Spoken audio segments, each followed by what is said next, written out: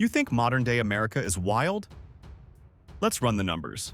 It's got grizzlies that can crush a moose's spine with one bite, mountain lions that stalk hikers without a sound, alligators that drag people underwater in Florida golf courses, wolves, coyotes, black widows, copperheads. Sure, it's nature, it's beautiful, and sometimes it bites back. But let's be real. Compared to what came before, today's America is the kiddie pool, because 15,000 years ago, North America wasn't just dangerous, it was lethal, unforgiving, unwinnable. This was a continent forged in ice and blood, where every shadow held a predator, where the snow covered more than bones, it covered extinction. Back then, the land crawled with monsters. Lions bigger than the ones in Africa, wolves twice the size of modern packs, saber-tooths with fangs longer than your fingers, bears that could rear up to 12 feet tall, elephant-sized sloths with claws like daggers, and birds, yes, birds, that hunted like raptors. The first humans who stepped onto this soil weren't just pioneers, they were prey.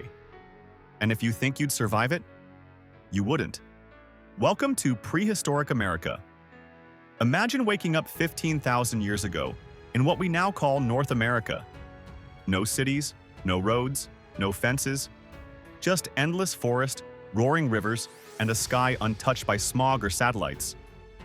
Sounds peaceful? It wasn't. Because around you, the land breathes with monsters. To your left, the ground trembles under a Columbian mammoth, 14 feet tall, 20,000 pounds, with tusks like spears, curved and cruel. These weren't gentle giants. They were unpredictable, territorial. One wrong move, and they could send a human flying with a casual swing of their head. To your right, a saber-toothed cat, Smilodon fatalis, watching from the undergrowth. Built like a tank, muscles coiled tight. And in its mouth? Canines the size of steak knives, designed not just to kill, but to finish the job in one horrifying bite. Behind you? You'd better hope it's not the short-faced bear, taller than a grizzly, faster than a horse, and meaner than anything alive today. This wasn't your average bear. It didn't just hunt, it dominated. Its long legs weren't built for shuffling. They were for chasing, for sprinting, for ripping. Still think you're safe? Look up. A shadow glides across the sun. That's Argentavis magnificens, a bird with a 23-foot wingspan. Yeah, you heard that right. A flying predator bigger than a small plane. It wouldn't carry you off like in the movies. It didn't need to. One dive, one strike, and you were meat. And then, the ground shakes again. This time, it's no mammoth. It's a megatherium, the giant ground sloth. But forget everything you know about sloths. This beast stood 20 feet tall when it reared up with claws like scythes. One swing could gut a predator, or flatten a man. Herbivore? Yes. Harmless? Hell no. Still not sweating? You should be. Because now, from the tree line, you hear howls. Not from one wolf, from 20. Dire wolves. Heavier than any modern wolf with jaws strong enough to snap bone. They hunted in packs, surrounded their prey, closed in, and they didn't stop until everything was dead. This wasn't some isolated horror show. This was just Tuesday in Ice Age America, a place where everything was bigger, faster, stronger, and hungrier than you. And into that world, into that arena of extinction, we walked in. The day humans entered the arena. They came from the north, on foot, through ice, across ancient land bridges swallowed by time. We call them Clovis, or Paleo-Indians. But they didn't call themselves anything. They just knew one thing: survive. And the moment their feet touched the soil of prehistoric America, everything started dying. Because while they looked small, fragile even, these newcomers carried something no Ice Age beast had ever faced: a plan. They moved in tight groups, carried stone-tipped spears sharp enough to pierce mammoth hide, built traps, coordinated attacks. They watched, waited, studied behavior, then struck with brutal precision. No claws, no fangs, just fire, tools, and terrifying coordination. And the animals? They didn't stand a chance. You see, North America's megafauna had never seen humans before. They didn't recognize us as predators. They didn't run. And so, one by one, the apexes fell. Clovis points have been found buried in the ribs of mastodons, lodged in the bones of giant bison, scattered around mammoth kill sites so precise, so methodical, they read like blueprints for extinction. This wasn't random violence. It was calculated. Humans didn't conquer America. They hunted it into silence. And yet, not everything bowed out easily. Some beasts fought back. Some stalked the stalkers. Some remembered what it meant to kill. Because for every mammoth brought down, there was a smilodon waiting in the dark. For every fire lit, a bear drawn to the scent. And suddenly, survival wasn't guaranteed. It became war. Beast versus man.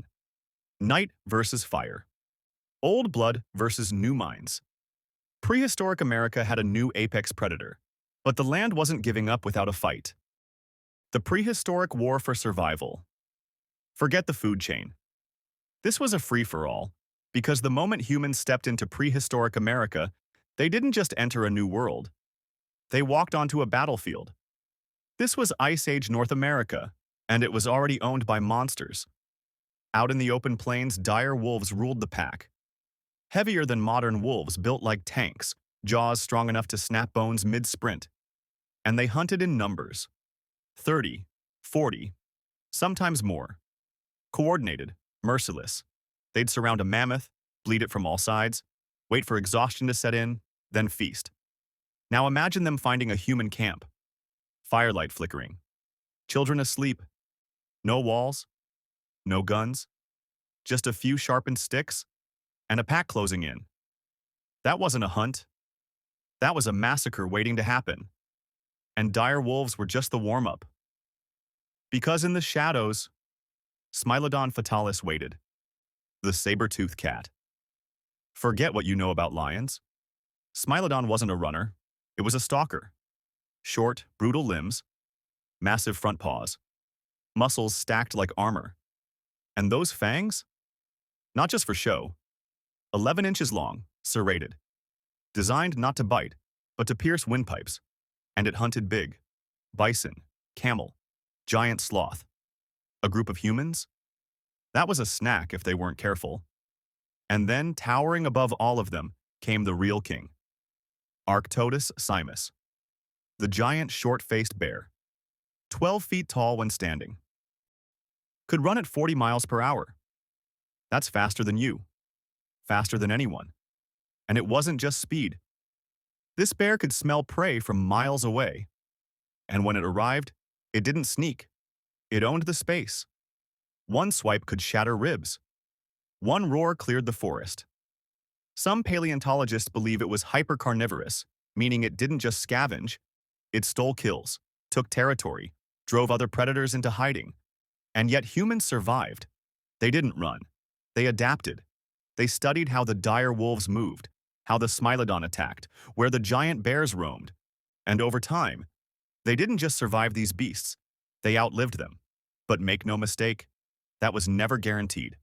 One wrong step, one forgotten fire, one unlucky night, and your bones would be the next fossil found in the La Brea tar pits. The death of giants. The Ice Age didn't end with a bang. It ended with a slow, brutal suffocation. Roughly 13,000 years ago, the climate began to shift. Not subtly, but violently. Glaciers melted, coastlines shifted, rainfall patterns collapsed. What was once tundra became swamp. What was once grassland turned to forest. And the beasts that had ruled for millennia? They began to fall. The mammoths, already battling the cold, now found their ancient food sources vanishing. The giant sloths, the size of small cars, struggled to move through the thickening forests. Even the American lions, mastodons, and short-faced bears, apex predators, found themselves starving, isolated, and cornered. But climate didn't act alone, because arriving alongside the melting ice was a new kind of predator. Us. Armed with fire-hardened spears, flint-tipped arrows, coordinated hunts, and, perhaps most deadly of all, strategy. Early humans entered the Americas and didn't just coexist. They conquered. Some scientists call it the overkill hypothesis. That Homo sapiens, moving in waves across continents, hunted megafauna to the brink. Not out of cruelty, out of survival. You don't need to kill every mammoth, you just need to kill faster than they can reproduce. You take the old bull, the pregnant female, the calves. Repeat that cycle over a few generations, and even the most powerful species begins to disappear. Meanwhile, the climate does its part. Heat rises. Ecosystems shatter. Food webs collapse. By 10,000 years ago? Gone. Smilodon, extinct. American lion, extinct. Mammoth, gone. Short-faced bear, gone. Dire wolves, a ghost. In just a few thousand years, over 70% of North America's megafauna vanished. It was the Pleistocene extinction, and it reshaped the continent forever. What's haunting is that it might have been our first apocalypse, and we were the harbingers, not with bombs, not with factories, but with spears, teamwork, and firelight. We didn't just inherit this land, we cleared it. And the echoes of that clearing still rumble beneath our feet, the wild that watched us back. The giants may have fallen, but the land didn't go quiet. Some creatures survived. Not the biggest, not the strongest, but the most adaptable, the most watchful. Coyotes, creatures that once cowered in the shadow of saber-toothed cats, now rule entire cities, learning to scavenge, to hide, to outwit. Mountain lions, ghosts of ancient predators, still stalk the western ranges, their golden eyes unchanged since the Pleistocene. Even the American bison, once hunted to near extinction, roams again. Massive herds thunder across protected plains, their hoofbeats echoing the sound of a lost world. These are not just animals. They are survivors of extinction, remnants of the Ice Age, hiding in modern skin. And they remember us. Because long before we built cities or launched satellites, we were just another predator on the plain. To the wolves, we were competition. To the deer, we were shadows with sharp tools. To the forests, we were firewalkers, setting controlled burns not out of malice, but because it lured prey into the open. We shaped this land before we ever called it home. And in return, it shaped us. It gave us tools forged in survival, languages carved from the howl of wolves and the hush of falling snow, myths born from watching the aurora flicker over mammoth bones. North America isn't just a continent, it's a graveyard, a museum, a mirror. Because even now, beneath the concrete, beneath the highways and strip malls, you can still feel it. The old wilderness, the ghost grid of a prehistoric kingdom, just beneath the skin of now. And maybe that's why our stories keep circling back. To mammoths, to monsters, to the beasts that used to watch us from the dark. They may be gone, but their lessons, their presence, still here, still watching, still wild. The hardest level. If you were dropped into Ice Age America right now, no weapons, no shelter, no allies, just you. You wouldn't last the night. You'd hear them first. The distant rumble of hooves, the crack of branches too thick to snap on their own, and the silence between, a silence that watches. Because this was not a world built for mercy. This was Earth on its hardest setting. No agriculture, no antibiotics, no second chances. You would freeze before you starved, bleed before you could run, die before you even understood what killed you. That cave you took shelter in already had an owner, a short-faced bear, twice your size, who runs like a horse and kills like a freight train. That river you crossed for fish? Teams with giant alligators snapping turtles, prehistoric jaws that could amputate your hand in a blink. Even the skies weren't safe. Teratorns, massive birds with wingspans wider than your living room, could dive at highway speeds, their talons designed for lifting calves or children. You would drink the wrong water, eat the wrong plant, touch the wrong frog, and that would be it. Game over. This wasn't like surviving in the Amazon or the Arctic today. This was a time when even the grass cut deeper. When survival wasn't noble, it was ruthless. And no one cared about your potential. You weren't the apex. You were meat. Wrapped in soft skin, leaking warmth, bleeding salt, and if you somehow miraculously made it through the first week, the real threat would be another human, a stranger with no shared language, no trust, no mercy, because resources were scarce and you were competition. The past wasn't a postcard. It wasn't a documentary soundtrack with slow fades and poetic narration. It was teeth and starvation and choices that would make you weep in your sleep. We forget that. We look at ancient bones and think, how primitive. But truth is, they were stronger than us, smarter in the ways that mattered. They had to be, because failure didn't mean embarrassment. It meant extinction. So the next time you hear someone say, I could survive back then, ask them, can you start a fire with wet wood and frozen hands? Can you smell predators in the wind? Can you outrun something that's faster, stronger, and hungrier than you? No? Then welcome to prehistoric America. You won't survive it. They say time buries all things. But under the soil of North America, the echoes are still screaming. You just walked through a forgotten world, one carved by ice, blood, and fire, where survival wasn't a story arc, it was a war.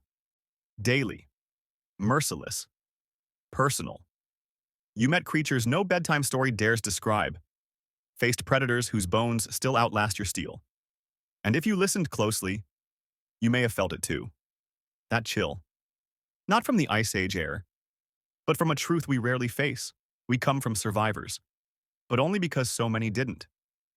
So if this journey shook you, if it made you grateful or haunted, or just curious, subscribe. Not for the me, not for the dopamine hit. Do it to remember. Because someone should. We'll keep digging. We'll keep telling the stories carved into fossil and flame. Because the past isn't gone. It's just waiting beneath your feet.